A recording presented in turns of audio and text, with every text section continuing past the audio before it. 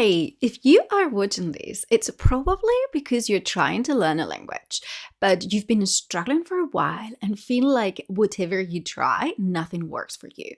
I know exactly how you feel because I have helped thousands of students like you, and I see students every single day who come to me with this exact same problem. My name is Dr. Esther Gutierrez Eugenio. I am a doctor in language education, and I've spent a significant part of my life trying to understand how the brain learns and uses languages. And I use this knowledge to help students just like you finally find the method that will work for their brain, and then helping you put in place systems that will make sure that learning is sustainable over time. Every day I see students that come to me is struggling with the exact same problems that you may be experiencing right now. They understand the language, but they cannot speak. Or maybe they understand recordings and podcasts, but when they try to speak to someone in real life, there is that wall of sound that comes in front of them and they suddenly cannot understand a single word of what the other person is saying. Or maybe you have been learning a lot of vocabulary, a lot of new words and grammar rules, but when you try to use them in real life, they are simply nowhere to be found. Like, your brain takes so long to find them that by the time they come to you, it's too late. Well, if this is happening to you, the good news is that we do know from research why this happens, and there are techniques we can put in place to help you overcome these issues and actually making sure that the effort you're putting into the learning is translating into results and eventually into fluency, which I understand that's what you really want. You want to be able to speak and to communicate in the language. The main reason why this happens is because you are putting a lot of effort, but you are fighting against your own brain. And you do this usually in 3 ways. The first one is that you are following advice that is based on very old research from the 70s and from the 80s. So the things that you are doing are not necessarily the things that we know now from latest research that are the most effective in helping you acquire a language, learn a language in a way that you can use it automatically. The second way in which you are really fighting against your brain is that you are trying to learn a language as if you were learning facts, as if you were learning history or science.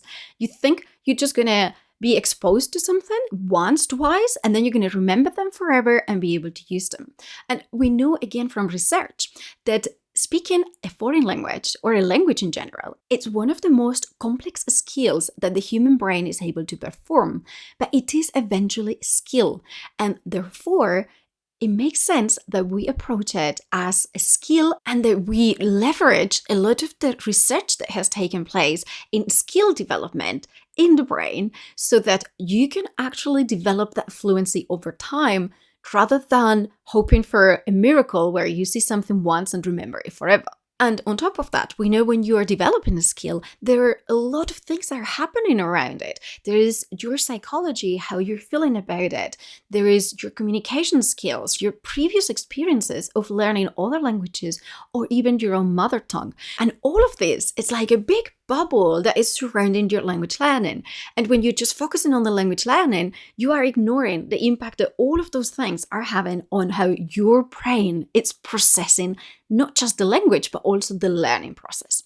So understanding all of that and knowing how to leverage it really gives you an edge and helps your brain learn faster. And then the third way in which you are really fighting against your brain is that you are probably lacking the right kind of systems that are going to guarantee sustainable learning and progress. And what I mean by that, it's that you probably just doing things and putting a lot of energy and effort into the learning, but you probably don't really know what are the most effective science-backed activities, tasks that you need to do and when and how to do them. So you start making real progress towards your goals and you're not just one of those students that understand the language, but rather that you're able to speak and to communicate in the language. And once we put in place those systems, the progress becomes faster and actually more enjoyable because you know exactly where you're going and what specific actions you need to take to get there. Now, if this sounds interesting, let me invite you to the Language Reset challenge. This is a 30-day challenge that I am running to help you specifically do the things that we have just mentioned. Now, this challenge is not a course. It's not a magic method that you're just going to take and try to apply to your own learning experience, because we're all different. We all learn in different ways. It's a reset. It's going to help you understand how your particular brain learns languages and the specific tasks you need to do so that all of the effort you put into the learning finally translates into fluency. The challenge is going to help you look at what you're doing, see what we need to stop, see what we need to do more of, what additional things we really need to focus on that you might have been avoiding. And we're also going to look at how we activate all of that passive knowledge in the language that I'm sure you have, and that really is low-hanging fruit, because it's easier to activate passive vocabulary and grammar than to learn new things. And that's just something we can leverage quite fast to make you feel and sound more fluent in the language in a matter of months or even weeks. Then we're going to dive a bit deeper into real-life performance and the pressure and the stress that comes with it.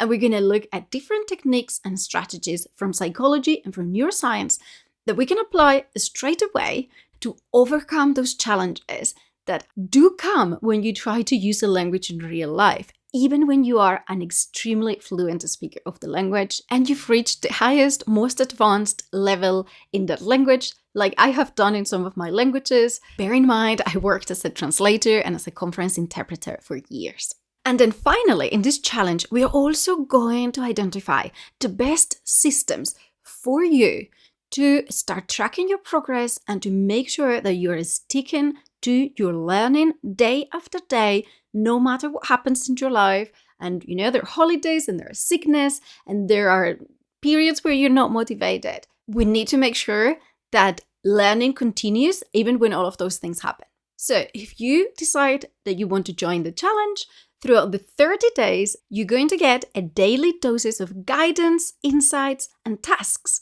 that are going to help you stop wasting time when you're learning a language and rebuild your systems and your learning methods correctly so that you can make the most progress in the shortest possible time. Now, if you are ready to stop guessing, if you're serious about becoming fluent this new year and you want to start learning in a way that actually works for your brain, then this is the challenge that I guarantee will forever change the way you approach learning and using a foreign language, and that it's going to make those fluency dreams finally come true. Because I always say, when you do the right things for a sufficiently long period of time, you're just making success inevitable. And that is exactly what we're going to do in this challenge. We're going to find what are the right things for you to do to reach your goals. And I'm going to help you set up the systems that will make that learning sustainable in time so that you cannot avoid finally becoming fluent in that language. If you think this is for you and this is what you're looking for, then click on the link below and I'll see you inside.